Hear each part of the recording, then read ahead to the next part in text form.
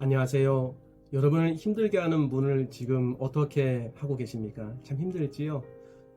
마음도 답답하고 관계 개선하기가 쉽지가 않습니다. 뭐 당해보지 않은 사람 모르지요? 김동호 목사님도 목회하시면서 정말 힘들게 하는 분이 계셨다고 합니다. 어느 날 마음속으로 이렇게 하나님 앞에 항변하듯이 물으셨다는 거예요. 하나님, 이런 사람도 사랑하시나요? 그러자 마음의 감동으로 그럼 당연하지 하셨다는 거예요. 목사님은 섭섭하셨답니다. 왜냐하면 자신의 편을 들어줄 줄 알았는데 그렇지 않았다는 거예요. 그때 알았던 것이 하나님은 내가 싫어하는 사람도 사랑하시는구나 라는 걸 알았다는 거예요. 그러면서 마음에 이런 또 물음을 주셨다는 거예요. 그런 너는 좀 낫니? 하셨다는 거예요. 그거 듣고 나서 십자가로 자신을 바라보니까 자기 역시도 부족한 사람이고 자기 역시도 똑같은 사람이었다는 걸 아셨다는 거예요. 그 다음서부터 마음의 자유함을 얻으셨답니다. 참 좋은 은혜와 깨달음이라고 생각합니다. 오늘 여기서부터 좀 시작하려고 합니다. 여러분 힘드시죠? 저도 관계가 쉽지 않습니다. 그래도 화가 안 풀리셨죠? 마음 뭐 안 풀릴 수 있습니다. 속상하시죠? 기분도 나쁘고 사람 힘들게 하는 사람 정말 힘듭니다. 매운맛에 대해서 말씀하시는 분이 계셨어요. 연세대학교 상담심리학 이현주 교수님이라는 분의 제가 영상을 봤는데 시원하더라고요. 여러분도 기회가 되면 한번 보시기 바랍니다. 매운맛이 있고 순한 맛이 있답니다. 매운맛은 뭐냐면 말한 그대로 돌려주는 거라고 얘기하는 거예요. 예를 들면 너 웃기다 하면 너는 더 웃긴데 이렇게 얘기하는 거라는 거죠. 그리고 또 너 공부 못했잖아 라고 이렇게 얘기하면 그거 뭐 들어보니까 또 틀린 말이 아니에요. 그럼 빨리 생각해서 너는 나보다 수학은 못했잖아 라고 대답을 한다는 거죠. 되돌려 두는 거라고 얘기합니다.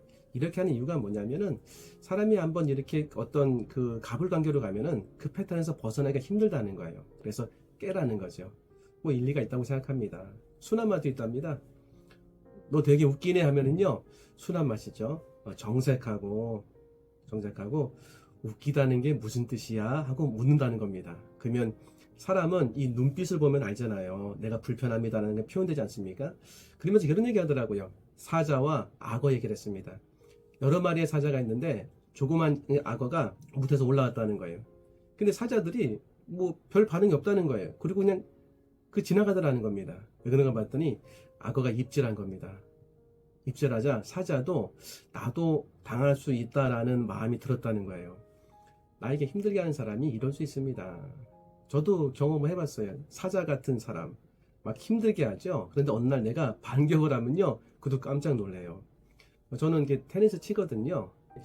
아니 인사를 내가 항상 먼저 하는데 안 받아주는 거예요. 저도 안 했습니다. 그러니까 본인 나중에 자기가 하더라고요. 놀란 거겠죠. 우리가 때로는 지혜가 필요하다고 생각합니다. 나를 무차별적으로다가 무시하고 나에게 공격적으로 대답하는 사람에게는 내가 불편합니다. 내가 그런 말 듣기 싫습니다라는 것을 또 정당하게 정중하게 말하는 것도 지혜라고 생각합니다.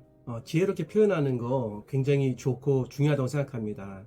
또 하나 한번 살펴봐야 됩니다. 뭐냐면 거리감을 한번 생각해 보셔야 됩니다. 관계는 정말 몰상식한 인간, 절대적으로 악한 인간은 제외입니다. 내가 힘든 사람은요, 그 사람도 나에 대해서 기분 나쁘고 힘들 수도 있습니다. 그러니까 내 중심적으로 보다 보니까는 나만 힘든 것처럼 보이지만 어느 지점에선가는 그도 나에 대해서 자존심이 상하고 기분 나쁜 그런 모습을 볼 수도 있는 거죠. 그래서 까칠하게 대할 수 있는 겁니다. 사람은 때로 거리감을 좀 살필 필요가 있습니다. 내가 이렇게 바라보면요 좀 멀리 가는 분이 있어요. 멀리 떨어지면요 서운함을 느낄 가능성이 크더라고요. 이런 거 있지 않습니까? 등을 돌리고 싶잖아요. 근데 등을 돌리면 더 큰 문제 생깁니다. 그 뒤에서. 그러니까 등 돌리지 말고 보면은 거리감이 느껴져서 서운해하게 생각하는 분 의외로 많더라고요. 자, 이제 이도 저도 안 되는 사람이 있습니다. 그러니까 완전히 악한 사람 빼고요. 어렵습니다. 근데 오늘 말씀이 또 말씀하고 계십니다. 베드로전서 2장에 보면은 18절부터 25절인데 여러분 이제 나중에 성경을 한번 펼쳐보세요. 여기 정말 놀라운 말씀이 있습니다. 제가 한번 읽어드릴게요. 사환들아 범사의 두려움으로 주인들에게 순종하되 선하고 관용하는 자들에게만 아니라 또한 까다로운 자들에게도 그리하라. 이거 다 알지요. 그러니까 까다로운 자들에게도 순종하래요. 벌써 약간 좀 불편하죠. 아니 무슨 까다로운 사람에게 순종합니까? 반발이 생길 수 있지 않습니까? 근데 그 다음 말씀 보면은 부당하게 고난을 받아도 하나님을 생각함으로 슬픔을 참으면 이는 아름다우나 그러니까 부당하게 고난을 받아도 하나님을 생각함으로, 이게 되게 중요하더라고요. 슬픔을 참으면, 하나님을 생각함으로 슬픔을 참는 거예요. 그러면 이게 나쁘고 자기 스트레스 받고 그리고 안 좋은 게 아니라 하나님 보시기에 아름다운 거라고 성경은 말하고 있습니다. 하나님 보시기에 아름다운 거 정말 아름다운 거 아니겠습니까? 하나님 보시기에 아름답다는 것은 그 사람에 대해서 인정하는 것도 포함된 겁니다. 그러면서 죄가 있어 매를 맞고 참으면 무슨 칭찬이 있으리요? 그러나 선을 행함으로 고난을 받고 참으면 이는 하나님 앞에 아름다우니라. 이를 위하여 너희가 부르심을 받았으니 그리스도도 너희를 위하여 고난을 받으사 너희에게 본을 끼쳐 그 자취를 따라오게 하려 하셨느니라. 지금 잘 들어보세요. 예수님이 우리를 부르셨대요. 왜 부르셨냐면 부당하게 고난을 받을 때 하나님을 생각함으로 그 슬픔을 참는 것을 가르쳐 주시려고, 그것을 본받게 하시려고 우리를 부르셨다는 거예요. 그래서 직접 예수님이 그 예를 보여주십니다. 그는 죄를 범하지 아니하시고 그 입에 거짓도 없으시며, 23절 보면 욕을 당하시되 맞대어 욕하지 아니하시고 고난을 당하시되 위협하지 아니하시고 오직 공의로 심판하시는 이에게 부탁하시며. 그러면 욕을 먹었는데 예수님이 욕으로 대응하지 않으시고, 그리고 고난 당하셨는데 맞대응하지 않으셨다는 거예요. 왜 그렇습니까, 여러분? 내 죄 때문에 그런 거죠. 내 죄를 다 당하시려고, 내 죄를 다 속량하시려고 지금 이런 반응과 이런 행동을 하시는 거죠. 그러면 지금 내가 받아야 될 욕과 내가 받아야 될 고난을 예수님 받으시는 거죠. 근데 반응하지 않으셨어요. 어떻게 하셨냐면 고난을 받아도 하나님은 생각하고 그 슬픔을 참으면, 여러분, 내가 부당한 사람보다 더 부당한 존재로 예수님께 서 있지 않겠습니까?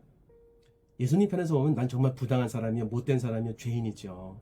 그렇죠? 그럼 지금 예수님은 내가 부당하게 막 행하는데도 욕하지 않으시고 맞대응하지 않으시고 고난을 받으셨어요. 어떻게? 하나님을 생각하면 슬픔을 참으셨습니다. 그러면서 오직 공의로 심판하시는 이에게 부탁하시며 십자가를 지신 거예요. 부당한 나 때문에, 못된 나 때문에 십자가 지시고 하나님 앞에 다 부탁하시는 거죠. 그리고 십자가에서 죽으세요. 신이 나무에 달려 그 몸으로 우리 죄를 담당하셨으니 이는 우리로 죄에 대하여 죽고 의에 대하여 살게 하려 하심이라. 그가 채찍에 맞음으로 너희는 나음을 얻었나니. 예수님이 그렇게 나 때문에 죄를 당하시고 그리고 욕을 드시고 죽으셨다는 사실을 내가 알 때 성경은 얘기합니다. 죄에 대하여 죽고 의에 대하여 살게 하려 하십니다. 제가 그걸 느껴요. 죄에 대해서 너무 죄송한 거예요. 예수님이 나 때문에 죽으셨구나. 저렇게 의로우신 분이 부당하게 내가 그분을 상대했는데도 나의 모든 것을 참으시고 하나님 앞에 부탁하시면 나를 위해 죽으셨구나 해서 내 안에 예수님을 통해서 하나님이 주시는 의로움이 생겨요. 죄에 대해서 점점 죽어가기 시작하고, 이게 지금 이 자취를 따라오라고 예수님 말씀하시는 거예요. 그러면 내 주변에 나에게 부당하게 되고 힘들게 된 사람 있잖아요. 이것도 안 되는 사람들, 이 모습으로 따라갈 수 있다는 거예요. 이 모습으로, 오직 말씀의 모습으로 예수님과 같이 똑같이 가는 거죠.